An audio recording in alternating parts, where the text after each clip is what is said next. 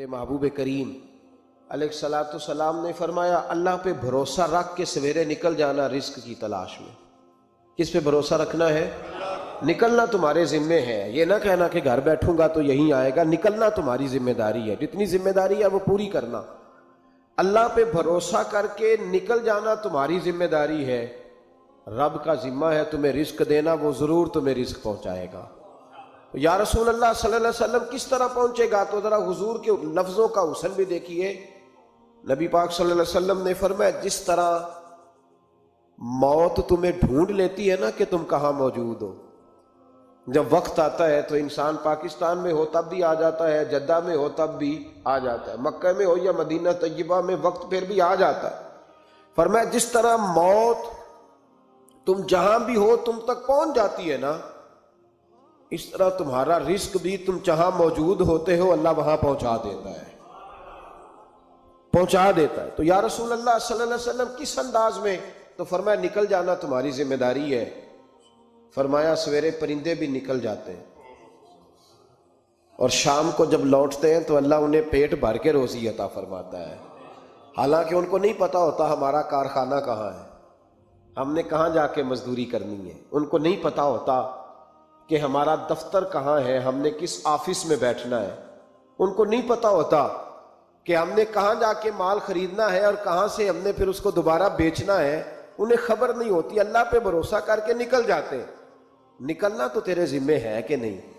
فرمایا وہ تو ڈیوٹی کر، شام کو اللہ جو رب پرندوں کو روزی دیتا ہے وہ تجھے بھی عطا فرمائے گا۔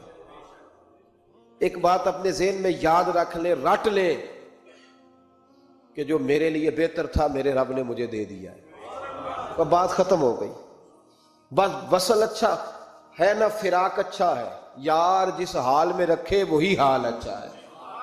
بس جو میرے حق میں بہتر تھا میرے رب نے مجھے، مسئلہ یہ ہے کہ تو اس پہ راضی ہونے کو تیار نہیں۔ حضرت علی کرم اللہ تعالیٰ وجہ الکریم نے میرے نبی پاک کی ایک حدیث بیان کی ہے، اور جناب علی جب یہ حدیث بیان کیا کرتے تھے تو حضرت مجاہد فرماتے ہیں یوں لگتا تھا کہ جیسے حضرت علی ہمیں ہر پریشانی سے نکال رہے۔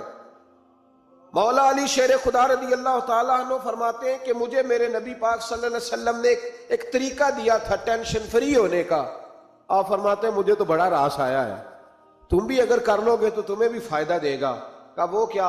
تو حضرت علی کہنے لگے محبوب علیہ السلام نے فرمایا تھا لوگو تم اللہ کے دیے ہوئے تھوڑے رزق پہ راضی ہو جاؤ، وہ تمہاری تھوڑی عبادت سے تم سے راضی ہو جایا کرے گا۔ بس تم 2 نفل بھی پڑھو گے تو اللہ راضی ہو جائے گا، تم 1 رکوع بھی سویرے اٹھ کے پڑھو گے تو وہ راضی ہو جائے گا، وہ تمہارے 313 درود شریف سے راضی ہو جائے گا، تم اس کے دیے ہوئے تھوڑے رزق سے راضی ہو جاؤ۔ ٹینشن اس لیے ہوتی ہے کہ ہم راضی نہیں جو اس نے ہمیں دیا ہے۔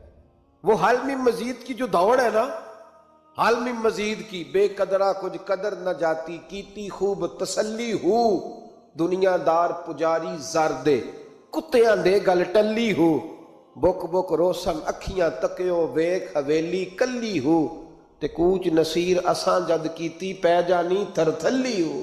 تو یاد رکھیں یہ جو ہے نا مصیبت کے مال آ کیوں نہیں رہا، وہ سامنے والا پلاٹ میرے گھر کے سامنے ہے گھر کے سامنے، پر رجسٹری میرے نام کیوں نہیں؟ یہ مصیبت سانس نہیں لینے دیتی۔ موٹر سائیکل کھڑی کرتا ہے نا جب آ کے دکان سے روٹی کھانے آتا ہے، دفتر سے گھر آتا ہے، کاروبار سے آتا ہے، تو جہاں موٹر سائیکل کھڑی کرتا ہے وہ ٹینشن بڑی ہے کہ کبھی میری ہو جائے نا یہ والی جگہ بھی، تو میں یہاں بھی بورڈ لگاؤں اپنے نام۔ اس نے مالی پریشانی پیدا کی۔ تو جس حال میں ہے، چونکہ تو نے اپنا یہ حال خود نہیں بنایا، جس نے بنایا ہے وہ بڑا بہتر جانتا تھا کہ تو اسی حال میں اسے اچھا لگتا ہے۔ تو اسے اسی حال میں، ایک بزرگ تھے تو ان کی طبیعت بڑی علیل ہوگی، بیمار ہو گئے، تو اللہ نے آزمائش دی تو کیڑے پڑ گئے وجود میں۔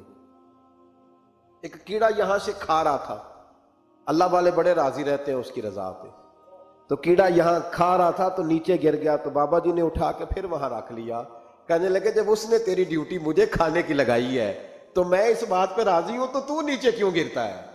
بس ٹھیک ہے کھا، جب اس نے تجھے ڈیوٹی جو تیری لگائی۔ سالبہ بن عبد الرحمن ایک صحابی تھے، سالبہ غالباً، نبی پاک صلی اللہ علیہ وسلم کی خدمت میں آئے، کہنے لگے یا رسول اللہ صلی اللہ علیہ وسلم غربت بڑی ہے، میرے لیے دعا کریں اللہ زیادہ مال دے۔ تو محبوب صلی اللہ علیہ وسلم نے فرمایا تو جس حال میں اچھا ہے وہ تیرے لیے بہتر ہے، جس میں تو ہے وہی حال تیرے لیے، فرمایا تو جس حال میں ہے نا وہ حال تیرے لیے بہتر ہے، اسی میں رہ۔ کہ حضور دعا کریں، فرمایا سال بعد تو باز آ جا، حضور دعا کریں، فرمایا تو باز آ جا، 2-3 دفعہ کہا، ضد کی، محبوب نے فرمایا جا پھر اللہ تجھے زیادہ پیسے دے گا۔ چند بکریاں خریدی، اتنی برکت ہوئی کہ بکریوں کے ریوڑ بن گئے، پھر کچھ بکریاں بیچ کے گائے خرید لی، ان کے بھی ریوڑ ہو گئے، پھر کچھ اونٹ اونٹنیاں لے لی، ریوڑ ہی ریوڑ۔ پہلے 5 وقت مسجد میں آتے تھے، اب فجر اور عشاء رہ گئی۔ پھر مال زیادہ ہوا تو مدینے شہر میں کوئی جگہ ہی نہیں، مدینے سے باہر حویلی خریدی، پھر جمعہ ہی رہ گیا، جمعے کے جمعے آتے۔ زکوٰۃ کا حکم آیا، میرے نبی کریم علیہ السلام نے حضرت ابو ہریرہ کو بھیجا، فرمایا جا اسے کہہ تیری زکوٰۃ بنتی ہے 2.5%۔ سالبہ کے پاس حضور نے پیغام بھیجا، پہلے تو کہا تیرے لیے بہتر نہیں مال، جب اصرار کیا تو بڑی برکت ہو گئی، بڑا آیا تو فرمایا زکوٰۃ دے، 2.5% زکوٰۃ ہے۔ اب جب سوچا کہ 5 اونٹوں پہ ایک بکری جائے گی اور بڑا سارا مجھے دینا پڑے گا، اب جب غور کیا تو یہ تو نہ کہا کہ میں نہیں دیتا۔ حضرت ابو ہریرہ سے کہنے لگے نبی کریم علیہ السلام کی خدمت میں عرض کرنا کہ میں خود آؤں گا۔ حضرت ابو ہریرہ نے آ کے عرض کی یا رسول اللہ صلی اللہ تعالی علیہ وسلم، حضور وہ کہتے تھے میں خود آؤں گا، تو کہتے ہیں محبوب نے ٹھنڈی سانس لی، فرمایا اسے کہا تھا کہ تیرے لیے مال بہتر نہیں، اب ہلاک ہو گیا، ہائے افسوس ہلاک ہو گیا۔ ان کو بھی تھوڑی دیر کے بعد احساس ہوا کہ یہ میں نے کیا کیا، نبی پاک کو ہی کہہ دیا نہیں ہے، حضور کو کہہ دیا بعد میں آؤں گا۔ اب دوڑے آئے، عرض کی حضور میں سارا کچھ لے کے آیا ہوں، قبول کر لیں۔ محبوب نے فرمایا گویا بلال حبشی کی خشک کھجور بھی قبول ہے، اور صہیب رومی ایک اٹی بان کی لائے تو وہ بھی قبول ہے، اور عمار بن یاسر اور مصعب بن عمیر اگر 2 دینار دے جائیں اور کوئی پرانا جوڑا کسی سپاہی کے لیے چھوڑ جائے تو وہ بھی قبول ہے، لیکن تو اپنا لاکھوں لے کے چلا جا، تیرا کوئی نہیں قبول، معاف کر دے۔ فرمایا جا معاف کیا، پر پیسے لے کے نہ آنا۔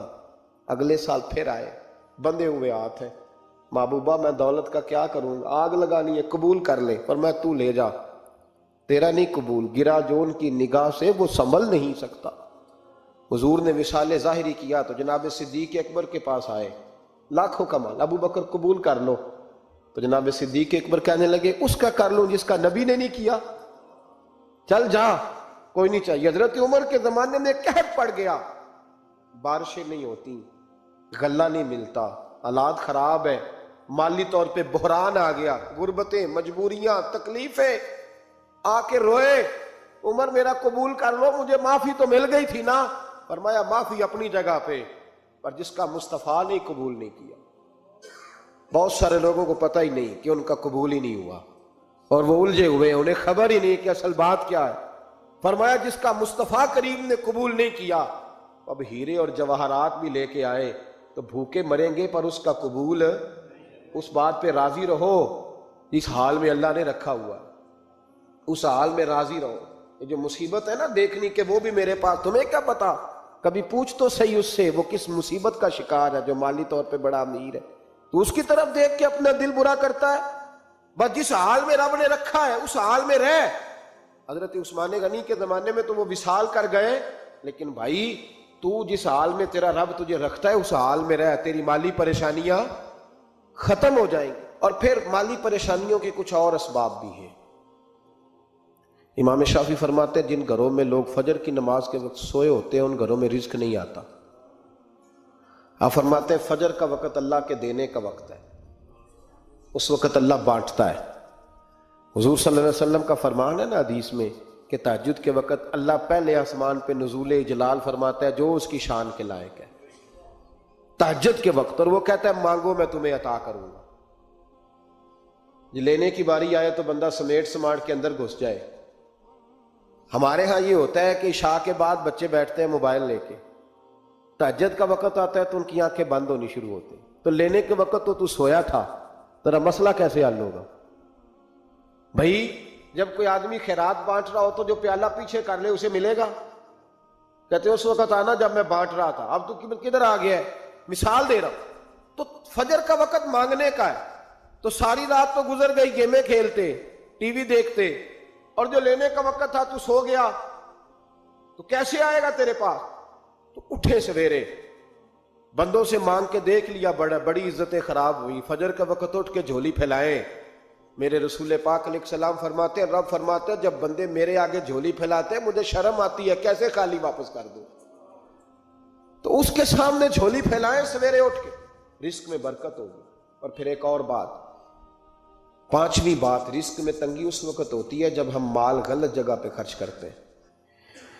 اللہ مال دیتا ہے اپنے فضل سے، اور جب ہم اسے ضائع کریں، مثال دیتا ہوں، میرے پاس ایک شخص نے آ کے کہا حضرت جی بچی کی شادی ہے، یا میرا گھر میں کوئی بیمار ہے، یا بڑی آزمائش ہے، 10,000 کی ضرورت ہے، میں نے تھما دیا اس کو، پھر مجھے بعد میں پتا چلا کہ اوہو وہ تو عیاشی کر رہا ہے پیسوں سے، وہ تو چلا گیا کہیں گھومنے اور فلاں ہوٹل میں، مہنگے ہوٹل میں بیٹھ کے کھانا کھا لیا، تو میرے دل پہ کیا گزرے گی اس شخص کے بارے میں؟ بلا مثال و بلا تشبیہ سمجھانے کے لیے اللہ نے مال دیا فضل سے، اور اگر عیاشیوں میں لگا دیا۔ صوفیاء فرماتے ہیں کہ اگر ایک دھیلا تو حرام جگہ پہ خرچ کرے نا، ایک دھیلا، تو 1,00,000 دینار کی برکت تیرے گھر سے اٹھ جاتی ہے، ایک دھیلا حرام جگہ پہ۔ یہ جو گویوں پہ پیسے پھینکتے ہو حلال ہے؟ چلیں بینڈ باجا تو شادی پہ آپ نے اپنی مرضی سے بند کرنا ہے یا بجانا ہے، لیکن گویوں پہ جو پیسے پھینکتے ہو جائز ہے؟ بولے تو وہ پھر کہتے روتے ہیں بعد میں لوگ کہ پتہ نہیں کیا ہوا، شادی کے بعد پیچھے پیچھے آئے۔ تو میں نے کہا شادی کے بعد اس لیے پیچھے پیچھے ہاتھ ہو گیا کہ شرابیں بڑی پی گئی، شادی پہ تباہی بڑی اتری، تو پھر اللہ کی رحمت ناراض ہو گئی۔ اور اس پر میں قرآن مجید کی آیت پڑھتا ہوں، رب فرماتا ہے وَمَنْ أَعْرَضَ عَنْ ذِكْرِي فَإِنَّ لَهُ مَعِيشَةً ضَنْكًا، بڑی سخت آیت۔ وَمَنْ أَعْرَضَ عَنْ ذِكْرِي، فرمایا جب تو میرے تذکرے سے، میرے ذکر سے منہ پھیر لیتا ہے، فَإِنَّ لَهُ مَعِيشَةً ضَنْكًا، تو میں تیری معیشت کو، تیرے رزق کو تنگ کر دیتا ہوں، تو تیری زندگانی تنگ ہوتی، اور جس کی زندگی اللہ تنگ کرے اس کی کوئی کھول سکتا ہے؟ کہتے ہیں بڑی جگہوں پہ گیا ہوں، بڑی پھوکیں مروائی، بڑے دم کرائے، حالات صحیح نہیں ہوتے، تو مسجد آ کے توبہ کر۔ وہ کہہ رہا فَإِنَّ لَهُ مَعِيشَةً ضَنْكًا، اعلان ہے قرآن پاک کا کہ جب تو میرے ذکر سے منہ پھیرے گا، روٹی میری کھائے اور پیسے لے کے عیاشی کرے، مسجد آئی نہ۔ حکم تو یہ ہے کہ جتنی جتنی نعمت بڑھتی جائے سجدے بڑھنے چاہیے، لیکن ہم لوگ سجدے کم کرتے جاتے ہیں، فرض نماز بھی نہیں پڑھتے، پھر رزق تنگ ہوتا ہے، پھر اللہ کے عدل کا نظام چلتا ہے، پھر خرابی ہوتی ہے۔ اس لیے یاد رکھیں قرآن مجید نے حکم دے دیا کہ اگر چاہتے ہو کہ رزق میں برکت ہو تو پھر رزق دینے والے کے آگے جھک جاؤ، پھر رزق دینے والے کے آگے جھکو۔ تو مالی پریشانی کا بہت بڑا سبب یہ ہے کہ ہم مسجد کی طرف نہیں آتے، دین کی طرف نہیں آتے، پیسہ ناجائز جگہ پہ خرچ ہوتا ہے۔ غوث اعظم رضی اللہ تعالیٰ عنہ کی خدمت میں ایک شخص آیا، اس نے کہا حضور بڑی تجارت کرتا ہوں، کام نہیں چلتا۔ فرمانے لگے اب تو اللہ سے تجارت شروع کر دے۔ کیا مطلب؟ فرمانے لگے 10 کمائے تو ایک اللہ کے رستے میں دے، رب کریم اس کے بدلے میں تجھے 70 عطا فرمائے گا۔